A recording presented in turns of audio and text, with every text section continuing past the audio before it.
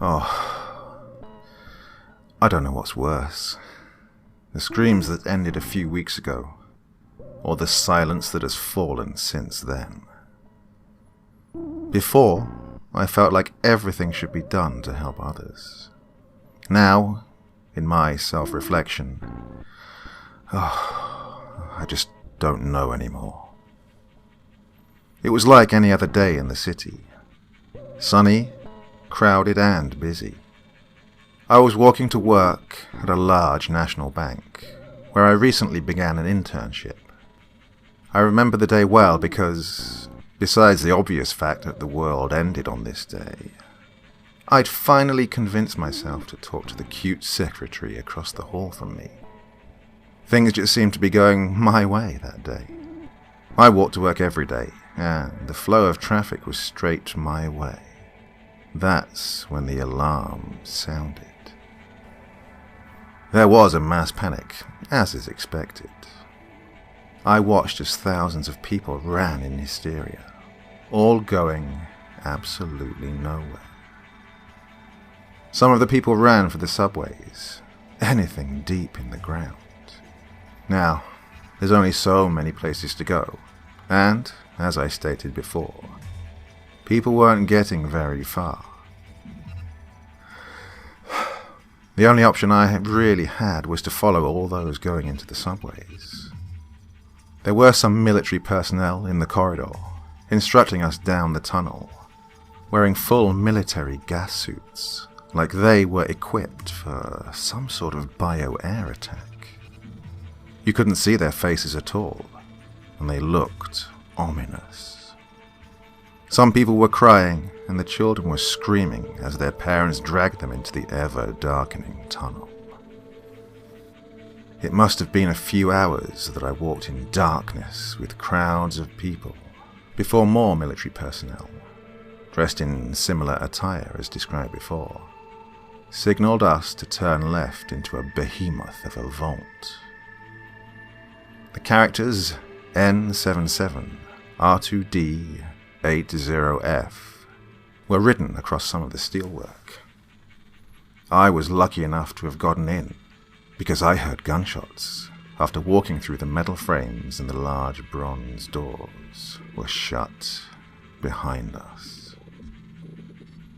More screams could be heard outside, and more gunshots. Things got quiet outside after a few minutes. The explosions began around 15 minutes later. The sound was deafening, and the ground shook like the gods themselves were trying to kill us. The children continued to scream through it all, and continued long after. The thing that disturbed me the most was the lack of noise outside. Things remained quiet in the vault for the next few days. People talked about what it was that might have happened on the outside, and the general consensus was that a nuclear explosion had detonated on the surface.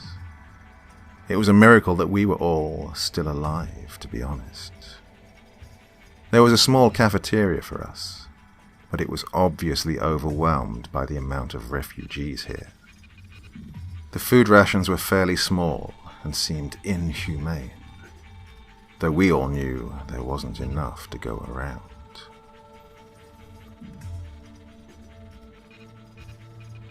It was around the third or fourth day that noises began to come from outside the vault. The soldiers were instructed by their superiors not to open the doors for any reason, and I think we were all thankful for it. None of us wanted to see what was on the other side, especially now when we heard their pleas.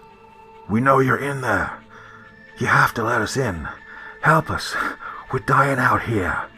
Do something. For the love of God, help!" Their cries went on for around 3 hours before gunshots sounded on the other side of the door. Oh, I don't want to know who those shots came from, but we were all glad for the quiet. After a week more, the voices were back. This time, they cursed and threatened us all on the inside. They went on to say that once they were on the inside, they'd eat our flesh and suck the marrow from our bones like a straw. I tried not to let it get to me, but it wasn't working. The voices followed me into my dreams and caused me horrible nightmares. I dreamt I was on the outside in the probably leveled city, being chased by subhumans trying to eat me. I know they're just dreams, but who knows if that's too far off from reality. Recently, the leaders of the vault had all agreed that our rations would be halved. There was protest, and a small faction tried to take the cafeteria, but they were all shot. I've begun hoarding the food I've gotten in my bag for work. Like I said, there's not a lot, but I stow away what I can, when I can.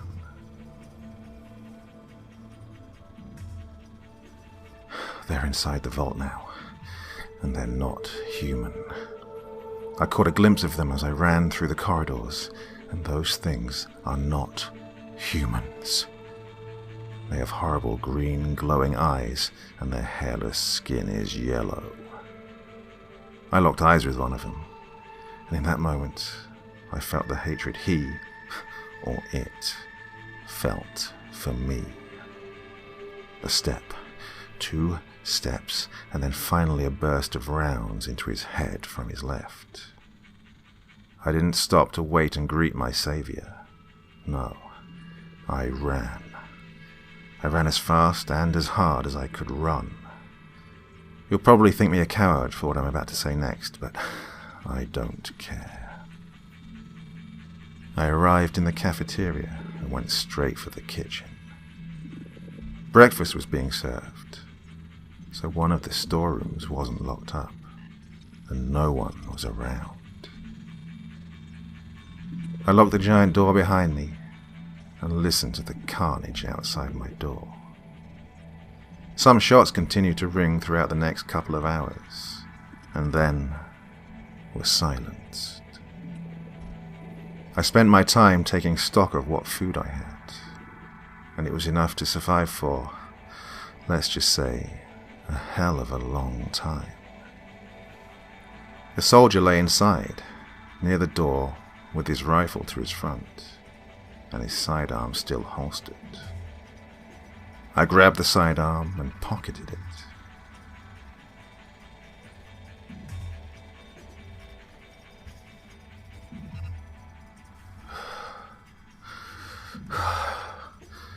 I've been in this room for longer than I can keep track. By the amount of cans stacked against the wall, I can guess a month or so.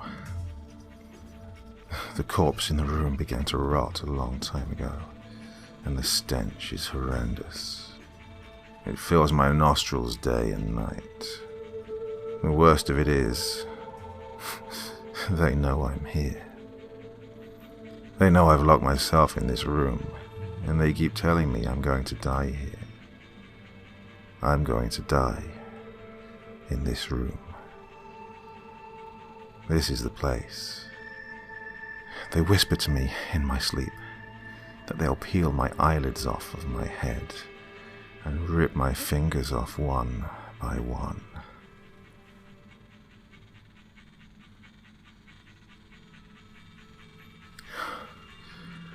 I spend the days curled up in the corner, watching the man rot, wishing my hell would end. I've thought to myself many times that I could just shoot myself in the temple, and then this nightmare would go away. The food is dwindling, and the idea is more and more tempting. Those hollow things call my name. In my loneliness, I told them who I was. They tell me to open the door and it'll all be over. Those hollow, inhuman things tell me to end it. End the torture on my own terms.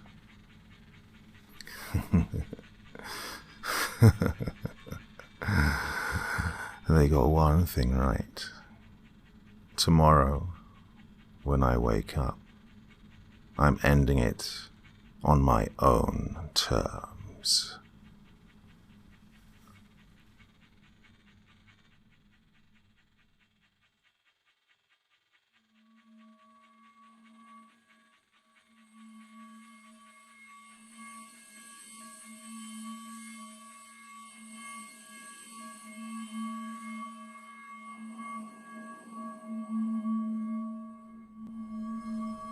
She stalked the dark hallways of the school, making sure that she made no unnecessary sounds that would attract anyone. She'd been following her math teacher for a few minutes now, and was positive that she'd seen him wander into the school building. She checked her watch. She had about an hour to the curfew. The school was deserted, as it had been for the last summer month. She was being extra cautious. She didn't want anyone seeing her follow her teacher into the school. That could only bring trouble. She followed her teacher into the dark hallways. Her teacher seemed to be wandering aimlessly, oblivious to his follower. She waited for him to move into someplace quieter, so she could make her move. Finally, her teacher stopped in front of the bathroom, probably intrigued by the sound of rumbling pipes, and slowly made his way inside. Perfect, she muttered to herself as she reached around for her pink backpack and withdrew a bloodied, solid lead pipe from within and made her way into the bathroom. She carefully closed the bathroom door behind her and ever so softly turned the lock. The soft clink of the lock made her teacher turn around to face her. She could see the look of confusion in the old man's eyes.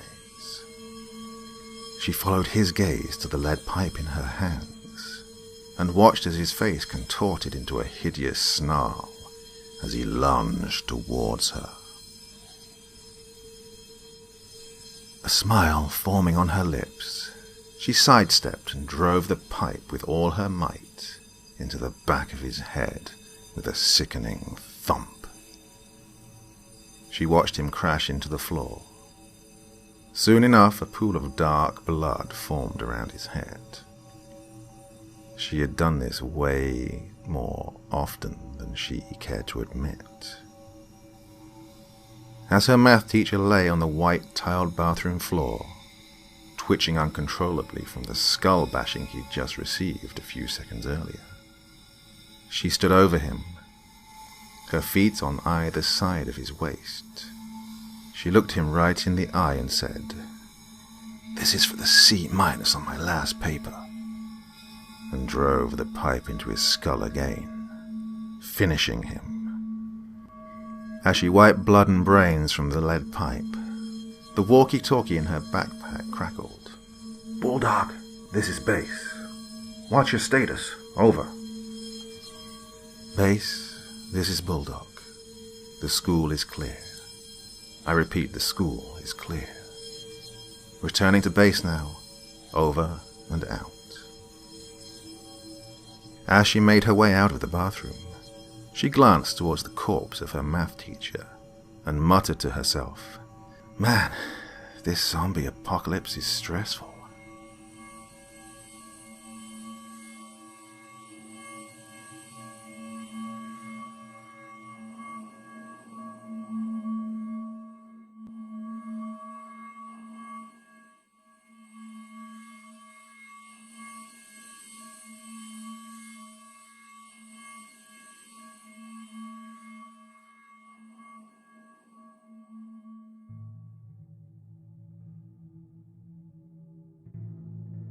It's been 2 weeks since this whole thing started.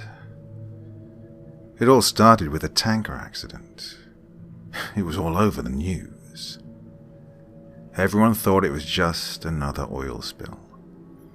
There were plenty of volunteers, plenty of people wanting to help the poor, defenseless animals. Plenty of victims. Within hours of the tanker accident, it started happening. The animals had gone crazy. They were scratching and biting the cleanup volunteers. They said it was an adverse effect of whatever was in that tanker. Rescue workers were still trying to get the crew out of the ship.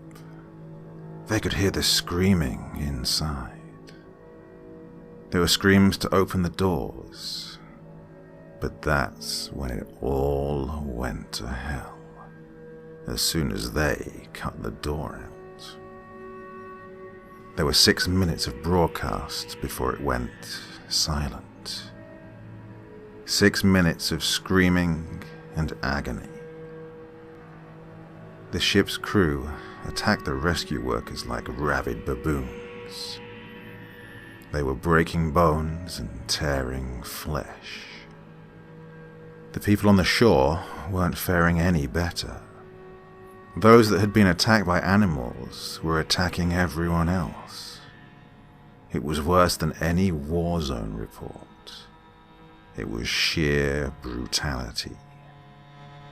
And yet the broadcast still went on for 6 minutes. There were 6 minutes, and then blank faces. Nobody could explain what was happening. They tried to continue with the regular news, the economy, the weather, and a cute human interest story. But they couldn't make us unsee what we'd seen. I tried to continue with my regular existence. But every time I switched on the news or walked by a newsstand, it was there, this big mystery. They had some explanations. Oh, it was an infection, or maybe brain parasites. But it didn't matter. It wasn't the infection we were afraid of. It was them. 4 days after the initial report, a state of emergency was raised. And yet, we've all seen this before. It's in every zombie movie ever. People didn't know who to trust. People were stockpiling food and weapons. Some tried to flee, but it seems every zombie movie was right. They didn't make it. 3 days later, they arrived in my town. I expected moans, shuffling corpses, and dismemberment. But that's where the movies lied. They ran through the streets, screaming. I remember running to my front door as fast as I could, locking, barricading, and doing anything to make sure it would stay shut. And then I headed for the window. I was on the second story and I could see the carnage. They were unstoppable. They were aware. A group of them made their way through a building across the street. They jumped straight through plate glass windows. Even the shards slicing through them made no difference. They just kept coming. My barricade wasn't going to hold. I rushed around my flat, grabbing supplies and jamming them into the most secure room of the apartment.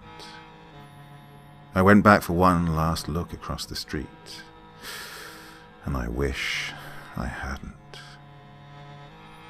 In a second-story window, my face met one of theirs. They knew where I was. I quickly dashed into the room and locked the door. I didn't have any kind of panic room or a secure basement, so the safest place I could think of was my bathroom. There were no windows and only one door. It had a lock. I filled my sink and bathtub full of water so I could stay for a while. I sat there in the dark room with the distant screams in my ears. I began to feel like I may have overreacted. It had been 2 hours with no sign of them. It actually got quieter, and I thought maybe they'd moved on. Maybe I could leave the room and get to the kitchen. I could grab some more food to wait it out. Then, a crash came through the front door. There was the sound of someone running full force into the door and knocking down the barrier behind it. There were a couple more crashes before I knew they were inside. There were rapid footsteps moving around the flat, a couple of screams, and then a bang on the wall beside me. My eyes were open to their widest, even in the pitch-black darkness of the room. There was another bang, and then another. They knew I was there, and they knew I was scared.